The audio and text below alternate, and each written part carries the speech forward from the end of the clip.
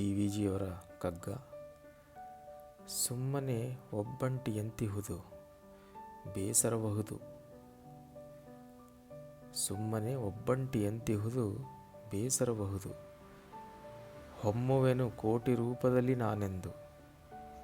ಹೊಮ್ಮುವೆನು ಕೋಟಿ ರೂಪದಲ್ಲಿ ನಾನೆಂದು ಬೊಮ್ಮನು ಎಳೆಸಿದನಂತೆ. ಆ ಎಳೆಸಿಕೆಯೇ ಮಾಯೆ. ನಮ್ಮಿರುವು ಮಾಯೆಯಲ್ಲಿ.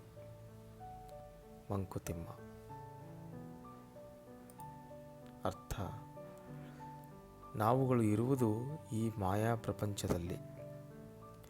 ಆದರೆ ಇದು ಹೇಗೆ ಸೃಷ್ಟಿಯಾಗಿರಬಹುದು? DVಜಿಯವರ ಊಹೆ: ನಾನು ಒಬ್ಬನೇ ಹೇಗೆ ಇರುವುದು? ಬಹಳ ಬೇಸರವಾಗುತ್ತಿದೆಯಲ್ಲ. ಆಗಲಿ, ನಾನು ಕೋಟಿ ಕೋಟಿ ರೂಪಗಳಲ್ಲಿ ಚಿಮ್ಮುತ್ತೇನೆ ಎಂದು ಪರಬ್ರಹ್ಮನು ಆಸೆಪಟ್ಟನಂತೆ. ಆ ಆಸೆಯೇ ಈ ಮಾಯೆ. ನಮ್ಮ ಇರುವು ಈ ಮಾಯಾಲೋಕದಲ್ಲಿ. ಸಾರಾಂಶ: ಅದ್ವೈತದ ಪ್ರಕಾರ ಸಮಗ್ರ ವಿಶ್ವವೇ ಒಂದು ಮಾಯೆ. ನಾವು ಪ್ರತ್ಯೇಕ ವ್ಯಕ್ತಿಗಳೆಂದು ಭಾವಿಸುವುದೇ ಮಾಯೆ.